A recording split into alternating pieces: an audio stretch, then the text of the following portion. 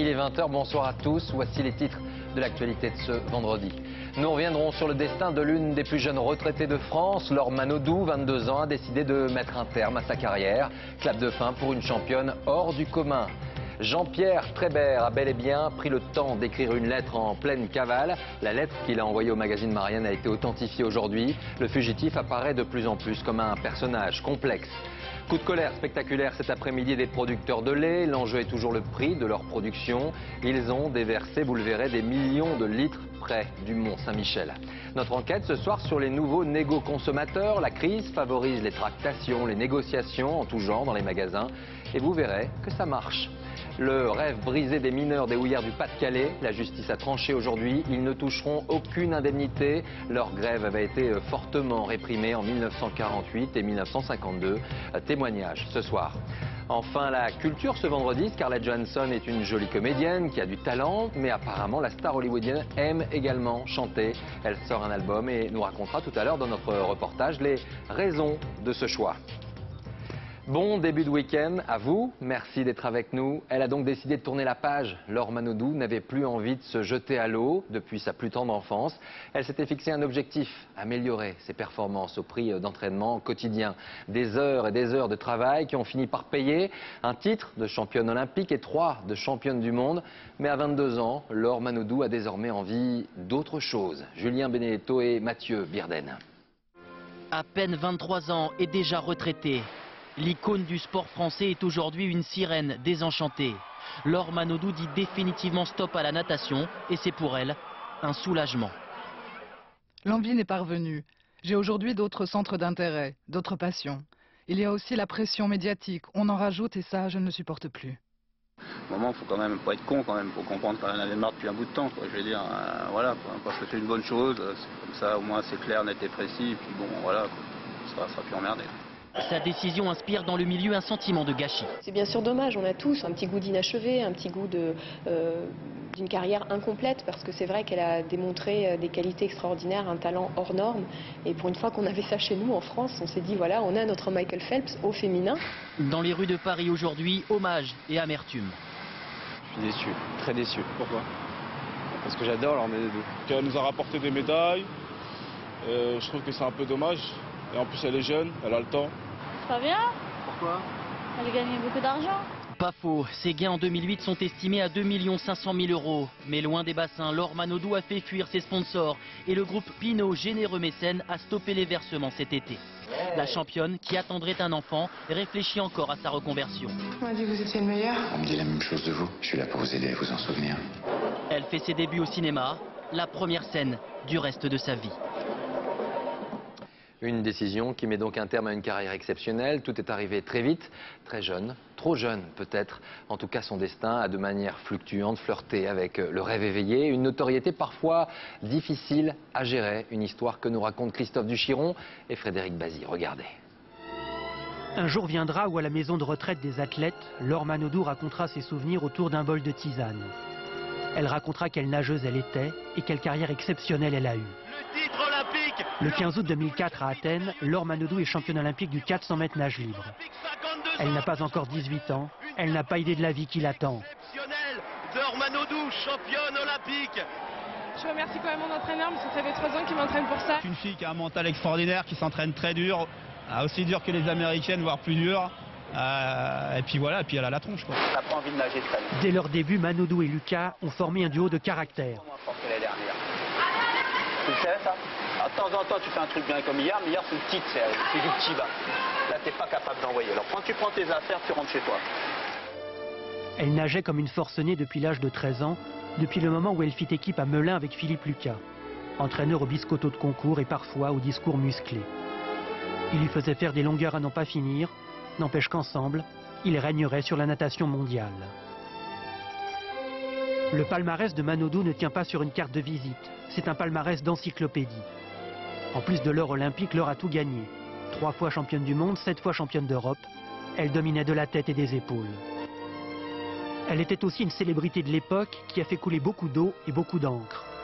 On connaissait sa famille, son entraîneur, son avocat, ses sponsors, ses petits amis.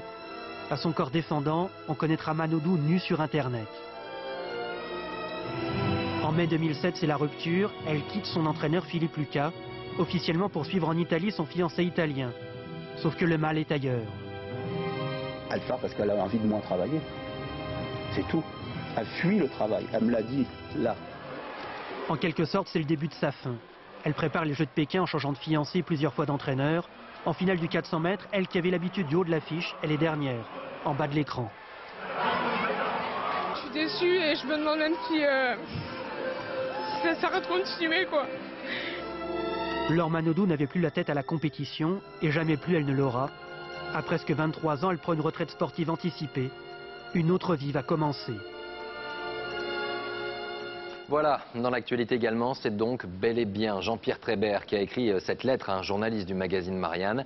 Elle a été authentifiée aujourd'hui. Il y clame son innocence. Provocateur, il annonce même qu'il se rendra à son procès.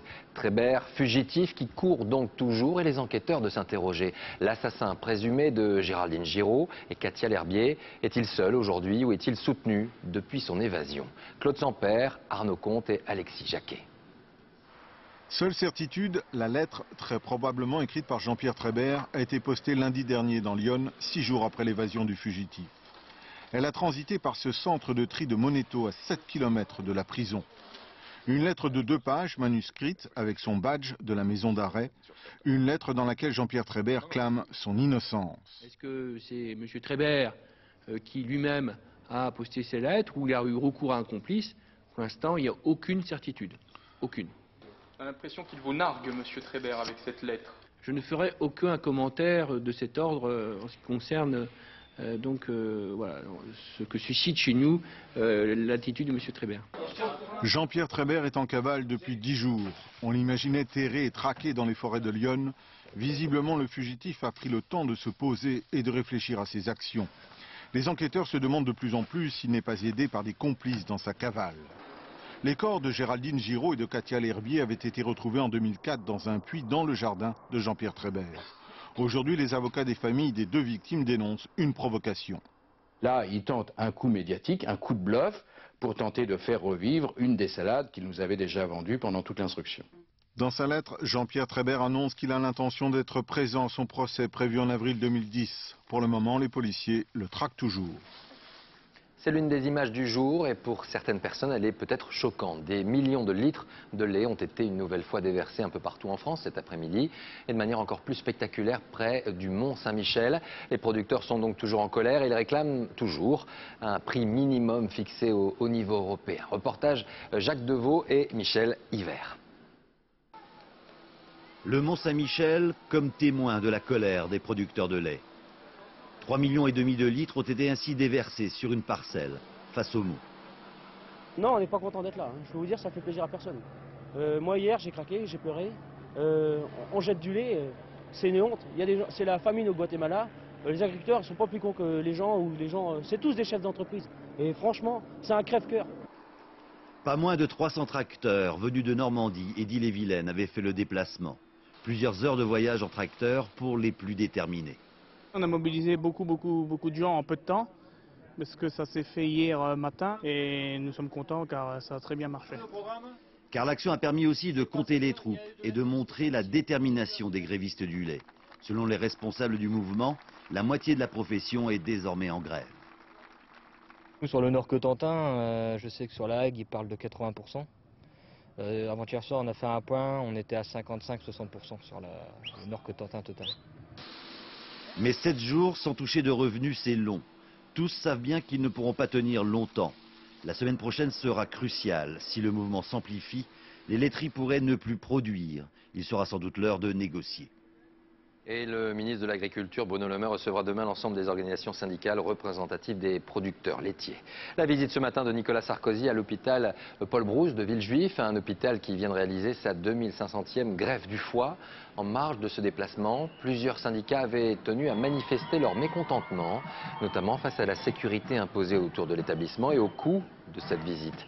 Le président de la République qui a jugé cette polémique incompréhensible et qui s'est exprimé sur les dons d'organes. On l'écoute. Je trouve particulièrement incompréhensible qu'il puisse y avoir la moindre polémique sur la présence du président de la République au milieu des greffés, au milieu des équipes médicales, parce que ce qui serait scandaleux, c'est que je n'y sois pas que j'y sois. Allez, on parle de la grippe A maintenant, avec tout d'abord cette petite déclaration de l'OMS qui affirme que le virus H1N1 se propage plus rapidement en France que dans le reste de l'Europe. Difficile d'analyser cette déclaration. En revanche, plusieurs questions aujourd'hui. Et cela, afin d'éviter toute confusion, la ministre de la Santé présentait ce matin la campagne de vaccination pour l'autre grippe, la grippe saisonnière. Alors, deux vaccins, deux grippes, on a du mal à s'y retrouver. On voit tout cela avec Nathalie Sapena et Chloé Cormery. Regardez. Une même maladie, la grippe, mais deux virus et donc deux vaccins.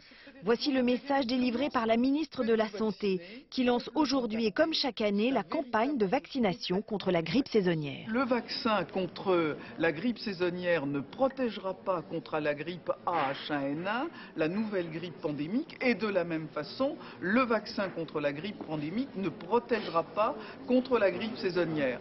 Pour la grippe saisonnière qui fait chaque année 2000 à 3000 morts, ce sont les plus de 65 ans et les malades de longue durée qui sont prioritaires.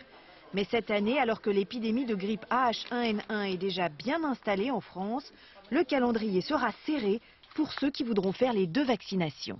Si on va vers la vaccination saisonnière maintenant et qu'on l'a fait très tôt, à la fin du mois de septembre ou au début du mois d'octobre, ça donne largement le temps de finir d'installer la réponse immunitaire et la protection avant d'aller se faire vacciner contre la grippe pandémique.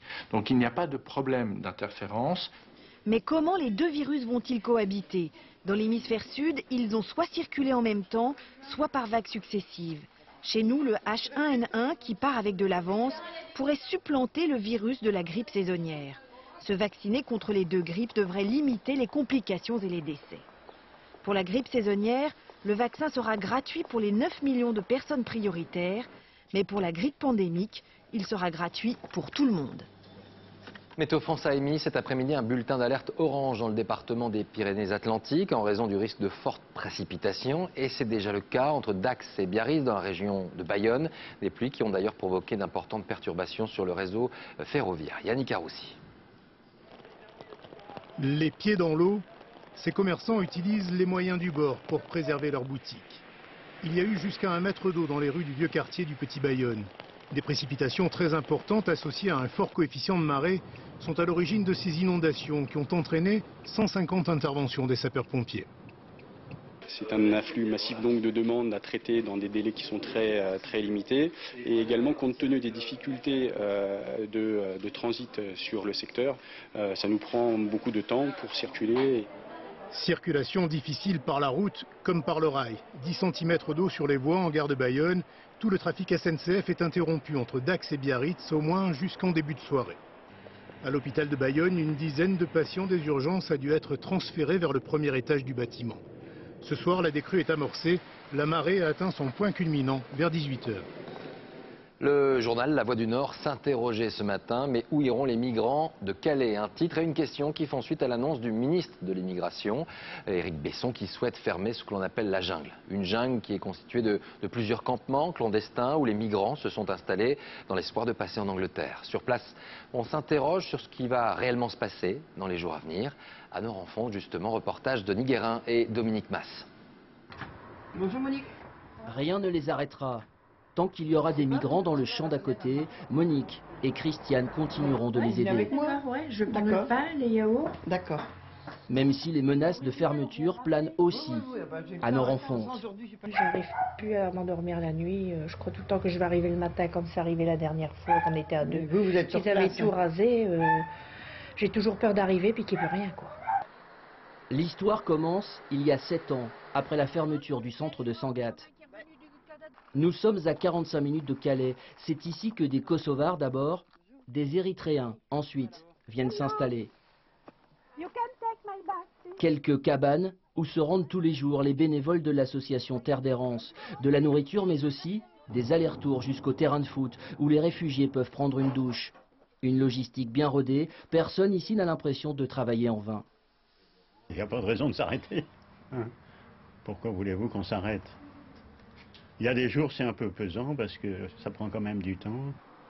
Nord-en-Fonte, 1500 habitants. Dans le Pas-de-Calais, la question des migrants a fait tache d'huile et l'on voit mal comment y mettre un point final. Là, ces personnes doivent vivre quelque part. À un moment donné, est-ce que les autorités locales Les communes, en lien avec l'État, en lien avec les associations, s'associent pour trouver des solutions pérennes, ou est-ce qu'on les laisse dans la nature ?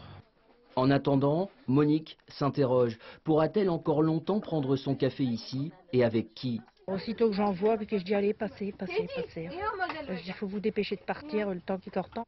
Ils sont une trentaine à vivre là, après avoir quitté leur pays, l'Érythrée, en guerre. Cette nuit, ils essaieront encore de passer en Angleterre.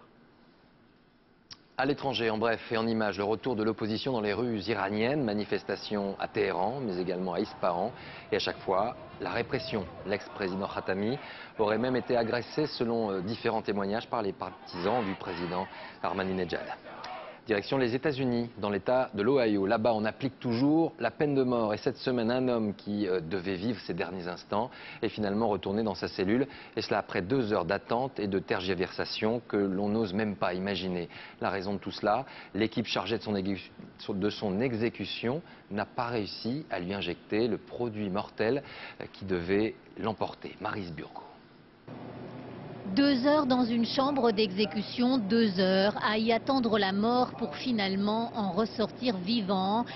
C'est ce que vient de vivre cet homme, Rommel Broom, 53 ans, condamné en 84 pour le viol et le meurtre d'une adolescente.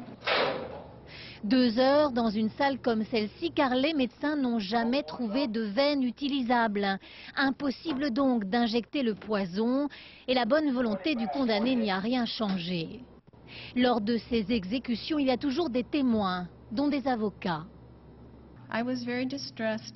J'étais vraiment affligée quand je me suis aperçue qu'il était en grande souffrance. Et ça n'en finissait pas. Témoins et médecins reviendront donc mardi prochain pour une nouvelle tentative. En attendant, dans cette prison de l'Ohio, on n'a pas d'état d'âme. A-t-on eu un problème? Oui. Est-ce qu'on a décidé d'arrêter? Oui. Est-ce que j'ai confiance dans le système? Oui. Et dans mon équipe? Oui. Absolument. La famille de l'adolescente assassinée reviendra, elle aussi, la semaine prochaine. Elle ne partage pas du tout le point de vue de la défense du condamné. On ne peut pas imposer à quelqu'un cette torture. Ils ont eu droit à une tentative, ils ont échoué, ils ne peuvent pas recommencer selon moi. Seul le gouverneur de l'État de l'Ohio a le pouvoir de suspendre l'exécution, un sursis très peu probable. Merci d'être avec nous. Il est 20h16 à suivre le portrait d'une nouvelle forme de consommateur, le conso-négociateur. Pour lui, pas question de payer le prix fort. Un peu de rêve pour ceux qui aiment. Le salon de l'automobile de Francfort n'est pas seulement écologique, il n'a pas oublié les bolides en tout genre. Enfin, Scarlett Johansson, actrice, tente une nouvelle expérience. Elle chante. Nos équipes ont rencontré la star hollywoodienne. Mais avant cela, le rêve brisé de 17 anciens mineurs des houillères du Nord-Pas-de-Calais, leurs ayants droit et les derniers survivants d'une époque révolue réclamaient réparation pour leur licenciement à la suite des grèves violemment réprimées en 1948 et 1952. Ils ont été finalement aujourd'hui déboutés. Reportage et témoignages avec Marianne Masse et Patrick Burstorm. Ouais. C'est l'avocate au téléphone et les nouvelles ne sont pas bonnes. 60 ans que Daniel Amigo est en réparation. Il devra encore patienter. Au mois de février, 10. Les prud'hommes de Nanterre l'ont débouté, lui et 16 autres mineurs ou leurs familles, déboutés et dégoûtés. Moi, j'y crois plus. De toute façon, moi, j'ai pas pour l'argent, moi, alors à la foutre, mais c'est le système qui... Voici 3 semaines déjà que la production française de charbon se trouve presque complètement annihilée par la grève des mineurs. 1948, une grande grève lancée par la CGT sur les salaires est durement réprimée pendant 2 mois. Le gouvernement envoie l'armée pour faire reprendre le travail. 3000 mineurs seront licenciés et privés de leur statut, plus d'indemnité de logement ni de chauffage. Daniel Amigo, lui, sera même emprisonné pour entrave à la liberté du travail. Aujourd'hui, 17 mineurs ou leurs représentants attendent des réparations pour licenciement abusif. Ils réclamaient chacun 60 000 € de dommages et intérêts. Mais pour les prud'hommes, il fallait agir plus tôt. Le Conseil des prud'hommes reconnaît que moralement, ils ont subi une injustice. Et ce qui n'est pas si courant, le juge, dans son jugement, invite les parties à la médiation. Voilà. Donc moralement, elle leur donne raison. Juridiquement, elle leur dit que les actions sont prescrites. A priori, les mineurs devraient faire appel. 60 ans après les faits, ils ne sont plus à quelques mois près. Mais aujourd'hui, la pilule est amère. Ils vont en être malades. On se faisait une joie, j'avais mis le champagne au frais, j'ai dit on boira le champagne avec les gens qui viennent. Ça sera peut-être pour la prochaine fois. Ils attendent aussi une médiation avec Charbonnage de France, mais vite. Sur les 17 mineurs plaignants, ils ne sont plus que 8 vivants. Le résultat d'une enquête maintenant qui nous révèle que les fumeurs seraient les mauvais élèves de l'entreprise, près de 3 ans après la mise en place de l'interdiction de fumer sur le lieu de travail. Cette étude nous explique que les fumeurs seraient donc moins productifs, moins concentrés et même plus souvent malades. Nabila Tabouri et Nora Fadlaoui. Parvis de la Défense, à l'heure de la pause, pour s'en griller une, ces salariés ont attendu l'ascenseur, descendu plusieurs dizaines d'étages, 10 minutes en moyenne par cigarette. Combien de temps hors du bureau au bout d'une journée? 15 minutes grand maximum. Ça dépend si on rencontre d'autres personnes. Ça permet aussi d'échanger sur des gens qu'on n'a pas réussi à voir dans la journée ou de penser aussi à des choses et de faire un petit break. Il y en a qui sortent toutes les heures, le temps de prendre les ascenseurs, etc. Oui, là, c'est 10 minutes, un quart d'heure. Pendant ce temps-là, les autres collègues, ils restent devant leur PC et aller chercher un café, ça prend 2-3 minutes, ça prend pas 5-10 minutes. Et ces pauses pour un gros fumeur peuvent aller jusqu'à environ 80 minutes par jour. C'est ce que démontre la première étude réalisée depuis l'interdiction du tabac dans les lieux publics il y a 3 ans. Le salarié, très dépendant à la nicotine, est moins concentré, moins productif et a plus de retard que ses collègues non-fumeurs. Il est aussi plus malade, 19% des arrêts maladie le concernent. Le fumeur serait-il alors fumiste ? Les fumeurs qui fument peu, moins de 5 cigarettes, se comportent quasiment comme les non-fumeurs. Donc c'est pas le fait d'être fumeur, non-fumeur, c'est le fait d'être malade de la nicotine, dépendant, être obligé de fumer tout le temps, qui fait qu'on est obligé de prendre ses pauses et puis qu'on devient mauvais si on n'a pas sa cigarette, on est moins performant si on n'a pas sa cigarette. Dans cette petite société informatique, le fondateur, ancien fumeur, a choisi la pédagogie. Réunion d'information suivie des gros fumeurs par un tabacologue. Il pense à la santé de ses employés comme à celle de son entreprise. Une personne qui fume dans l'entreprise va être plus facilement effectivement malade.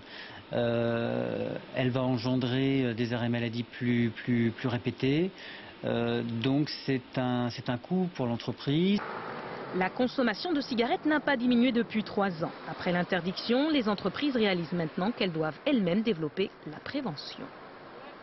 Notre enquête aujourd'hui nous emmène sur les traces d'une nouvelle forme de consommateurs. Ils étaient peut-être marginaux il y a encore quelques temps, mais depuis la crise, ils sont apparemment de plus en plus nombreux. Les négo-consommateurs n'hésitent pas, vous allez le voir, à tout discuter, tout négocier dans les magasins. Et en plus, ça marche. Vérification avec Émilie Barr et Philippe Jasselin qui se sont prêtés au jeu. 110. 110. Allez, si vous voulez 110. 20%, il cédera à 20%. Lunettes, lits, voitures, aujourd'hui sur fond de crise, tout se négocie. Notre sommier matelas. Je peux aller jusqu'à 25, mais c'est le grand maximum pour ce type d'article. Et à partir de là, 10 minutes plus tard, nous obtiendrons 35%.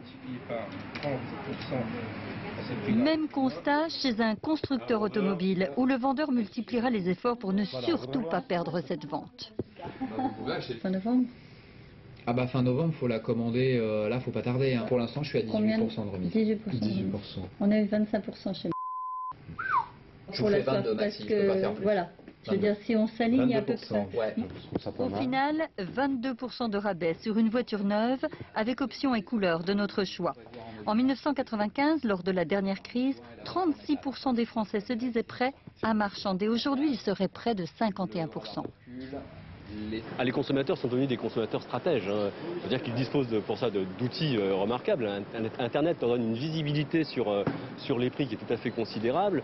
En phase 2, les vendeurs jouent à fond la politique de la promotion. Donc quelque part, il y a une sorte de jeu qui s'exerce entre les vendeurs et les acheteurs. Les vendeurs jouent la promo et les acheteurs arbitrent au maximum. On va pour un 127 cm. Alors 127, je vais avoir moi 117. Et cette pratique du marchandage s'étend désormais à tous les secteurs, comme ici, pour l'achat d'un écran plat. Et là, surprise. Si vous êtes prêt à me dire oui tout de suite, je vous fais une belle proposition. Il y a 2 solutions. Soit je vous fais un cadeau. Non. Attendez. Dis pas non. Attends, moi c'est ce que je vous offre un petit écran pour votre chambre. Comme une cuisine. Celui-là. Un peu plus petit, voilà, en téléviseur comme ça. Soit je vous offre un voyage à Marrakech pour 2. Oh, ah oui. Dans un hôtel qui est dans la Palmeraie, qui s'appelle la... Donc je vous offre un séjour de 4 jours, 3 nuits, hors vol. Mais ça, c'est vraiment si vous me dites oui tout de suite. La négociation est devenue un petit acte de revanche sur la société de consommation. Et même les marques de luxe n'hésitent plus à aller chercher le client là où il est. Combien serez-vous ce week-end à profiter une nouvelle fois des Journées du patrimoine, un rendez-vous populaire qui a attiré l'an dernier plus de 12 millions de visiteurs, et cela dans toute la France. Et pour sauvegarder tous ces sites privés et publics, les régions se mobilisent, mais elles font également appel, vous allez le voir, à la générosité des habitants. Reportage dans le Limousin avec Daniel Wolfram et Frédéric Faure. À Sainte-Fortunade, le château du XVe siècle, c'est la mairie. Alors qu'en charpente et murs de soutien sont menacés, des citoyens aux revenus souvent modestes montent au créneau. On peut être étonné du fait que la solidarité joue malgré la crise. Comme quoi, quand on s'investit sur le patrimoine communal, et on le fait de façon solidaire et indépendamment des effets économiques du moment. Un foyer sur 4 donc, pour récolter 20 000 € en quelques mois, soit 5% des travaux. Pour moi, c'était presque un devoir, quoi. Plus modeste soit la contribution. Si les réparations ne pouvaient pas se faire, ça veut dire que quand du château risquait de s'effondrer, mais pour moi, la vie à Sainte-Fortunade ne serait plus la même. N'avait pas la même saveur. Ah oui. Le gros de la rénovation demeure à la charge de l'État et de la région, mais le restant est bien le fait de la générosité des habitants. Et cet apport d'argent frais porte un nom. Le mécénat populaire, ça permet, je pense, aux communes de faire des travaux qu'autrement ils ne pourraient pas entreprendre. L'ardoise comme ça, normalement, ça peut au moins faire 150-200 ans. Et en haut, vous avez un fleuron qu'on a restauré.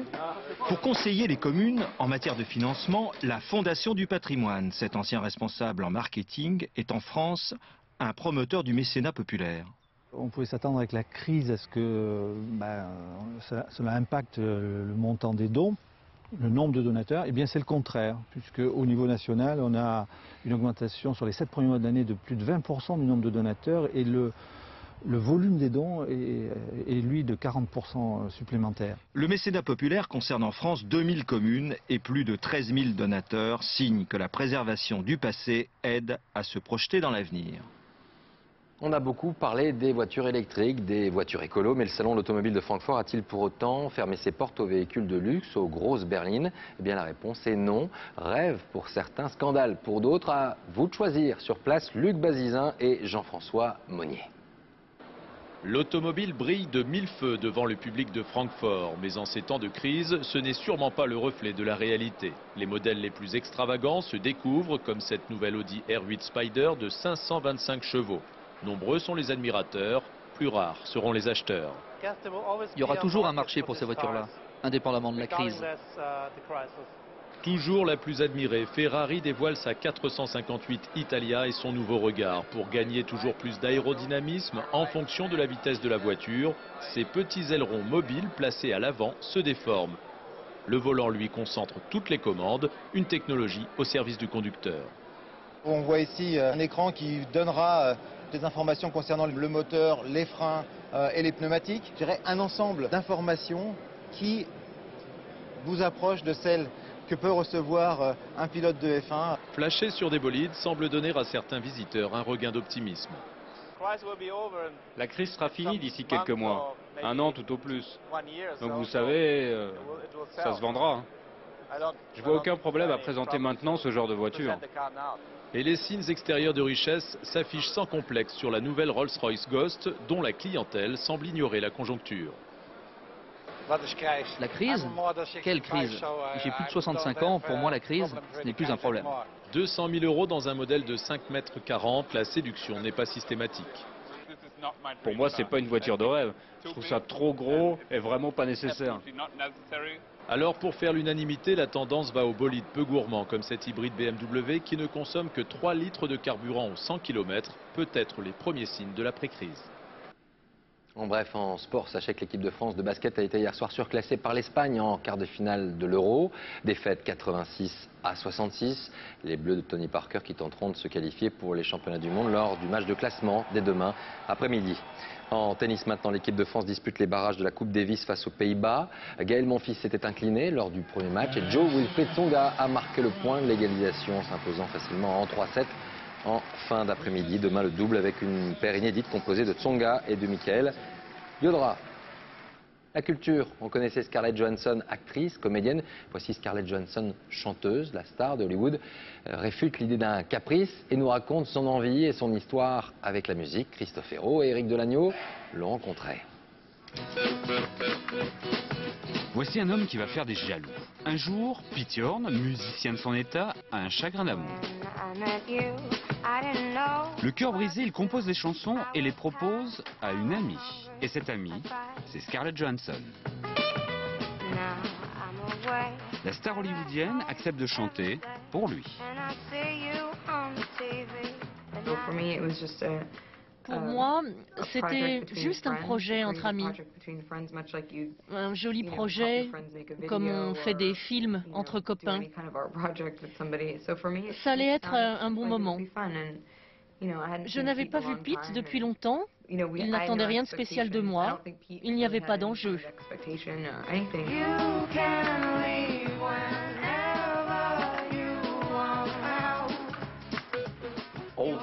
J'avais dans la tête ce timbre de voix de fumeuse, comme ces anciennes chanteuses à la voix un peu cassée. L'égérie de Woody Allen et d'Almodovar a déjà flirté avec la musique. L'an dernier, elle chante Tom Waits, elle aime Bowie, Billie Holiday, Marianne Faithfull, et cela interpelle même Penelope Cruz. Tu joues d'un instrument? Non. D'ailleurs, je dois regarder les choses en face et admettre le fait que je n'ai pas de don. Mais si Scarlett, vous avez un don, c'est votre voix rauque et acidulée à la fois, et peut-être une nouvelle carrière. Je vais continuer ma carrière au cinéma. Je ne pensais pas faire une carrière de chanteuse. Je rêvais juste d'être capable d'être actrice, de chanter et de danser. Danser, c'est raté. Le résultat, un album, 9 petits arrangements pop-folk entre amis enregistrés en 2 nuits. Ils se disent avoir été inspirés par Gainsbourg et Bardot. Ce qui est sûr, c'est qu'ils forment un joli duo, glamour, sexy et chic. Voilà, et puis sachez que nos confrères du journal Le Monde lancent un nouveau magazine. Le week-end, vous pourrez désormais retrouver ce nouveau format, un supplément d'information, enquête, reportage, portrait et puis une place réservée au photojournalisme. Tous nos vœux de réussite à toute l'équipe. Avant de refermer le journal, je vous rappelle l'une des informations du jour, c'est la retraite annoncée de Laure Manodou. La championne olympique, triple championne du monde, a décidé de mettre un terme à sa carrière à seulement 22 ans. Un destin exceptionnel avec un petit goût d'inachevé. Voilà, fin de ce journal. Merci à vous de l'avoir suivi. Tout de suite, la météo, Tania Young, 20h35, René Bousquet ou le grand arrangement avec Daniel Prévost. Je vous donne rendez-vous demain dès 13h pour l'information et à 13h15 pour le magazine. Passez une très belle soirée.